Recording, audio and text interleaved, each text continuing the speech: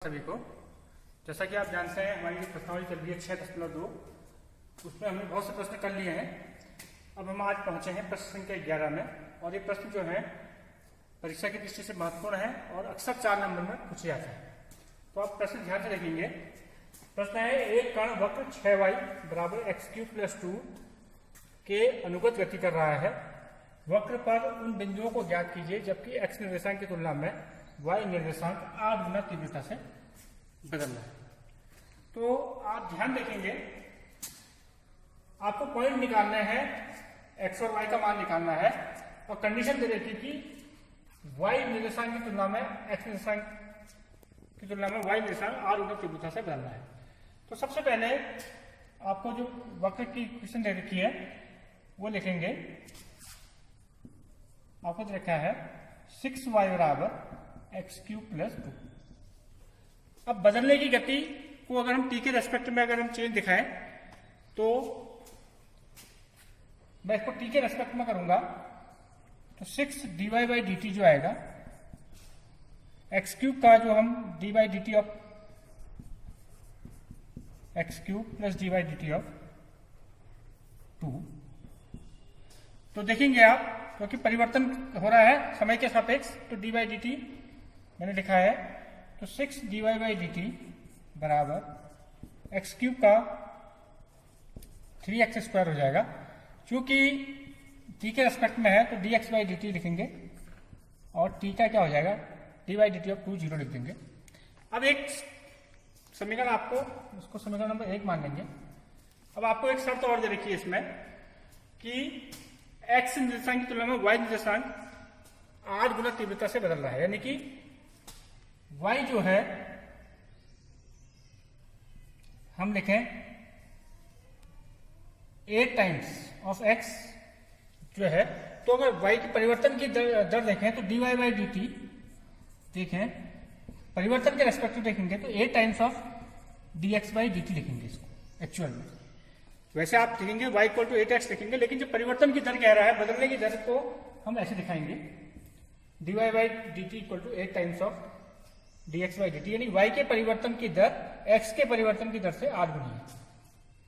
अब हमने, क्योंकि x और y के मान निकालने हैं, इसको समीकरण नंबर 2 मान लेते हैं, और इसका मान मैं यहां रख देता हूं। अगर तो यहाँ पर dy/dt नहीं है, dy/dx नहीं है, dy/dt है, तो यहाँ पर रख देते हैं मान हम सीधे से।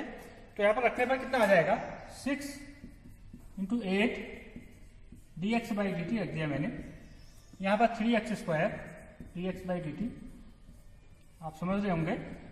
इसका मान मैंने, इसका मान यहाँ रख दिया, तो dx/dt कैंसिल हो गया, तो आपके पास आ गया, सिंप्लीफाई करने में कैंसिल हो गया, 3x² बराबर 48, तो x² बराबर 16, तो x बराबर आ जाएगा आपका ±4।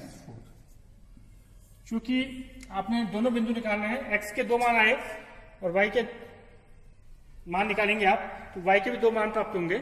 तो हम इसमें 2 शर्त चलेंगी। जब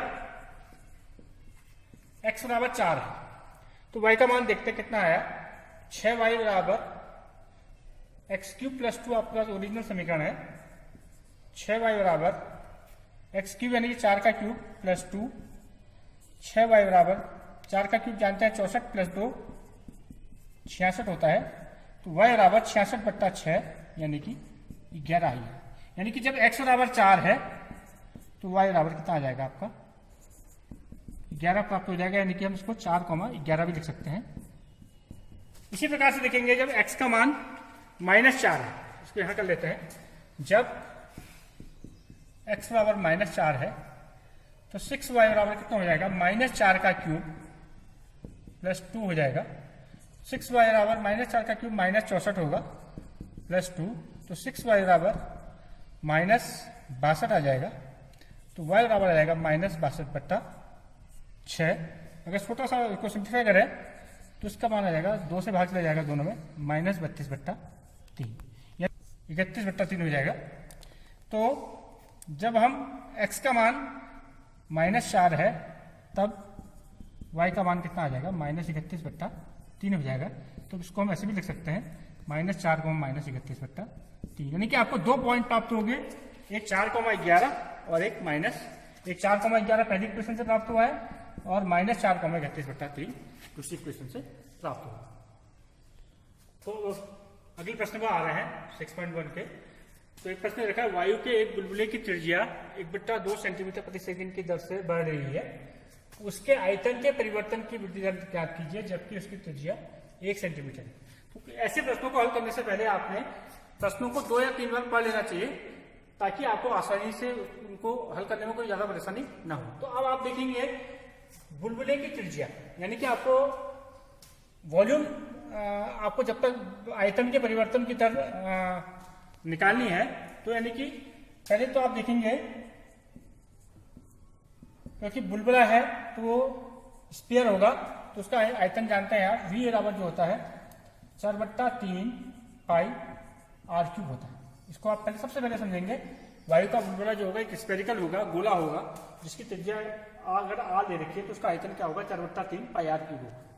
अब आप देखेंगे त्रिज्या की वृद्धि दर दे रखी है 0.5 सेंटीमीटर पर सेकेंड, यानी कि r अगर त्रिज्या ले रखी है तो त्रिज्या की परिवर्तन की दर यानी कि t के सापेक्ष dr/dt बराबर 1/2 1/2 सेंटीमीटर पर सेकेंड। आप ध्यान से देखेंगे dr/dt 1/2 सेंटीमीटर पर सेकेंड आपको दे रखा है। तो आप सीधे सीधे देखेंगे तो आपको प्रश्न में आसानी करने में आपको स्टेप समझ में आने लग जाएंगे कि आपको करना क्या है। तो dr/dt आपने लिख लिया। अब आपको क्या निकालना है, आयतन के परिवर्तन की दर। अब आयतन को अगर आपने v माना है तो उसकी परिवर्तन की दर क्या लिखेंगे, dv/dt आपको ज्ञात करना है जब r बराबर कितना है, जब उसकी त्रिज्या 1 सेंटीमीटर, जब उसकी त्रिज्या क्या है, जब r बराबर 1 सेंटीमीटर हो। अब आप देखिए आपके पास 2-3 क्लू मिल गए, आप इनको आप आसानी से सोल्व कर सकते हैं। v बराबर रखा आपको 4/3 पाई r³। आप देखेंगे v बराबर 4/3 पाई r³।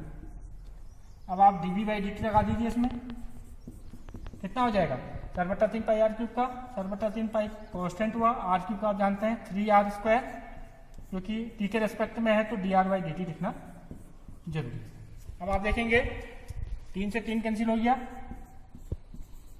आप मान रख सकते हैं 3 से 3 कैंसिल हो गया, 4 पाई r² dr/dt हो गया। अब आप जानते हैं dr/dt का मान कितना दे रखा है आपको, 1/2 रख देंगे और r का मान भी आपको 1 दे रखा है, तो आपको dv/dt आसानी से निकल जाएगा। 4 पाई r की जगह रख दीजिए आप 1 का वर्ग, dr/dt की जगह रख दीजिए 1/2। तो देखेंगे कितना आ जाएगा, dv/dt जो आ जाएगा आपका 1 का वर्ग 1, इससे काट लेंगे आप, ये आ जाएगा 2 पाई। अब क्योंकि आयतन के परिवर्तन की दर है तो इसकी इकाई क्या हो जाएगी, सेंटीमीटर क्यूब प्रति सेकेंड। ये आपका आयतन के परिवर्तन की दर। तो इस प्रकार के प्रश्न आसानी से हो जाते हैं, लेकिन सबसे महत्वपूर्ण आपने इसमें यह है कि प्रश्न को हल करने से पहले आप उसको क्या दिया है और क्या निकालना है, इसको आप अगर आसानी से पढ़ लेंगे, समझ लेंगे, तो आपका आसानी से प्रश्न हल होगा।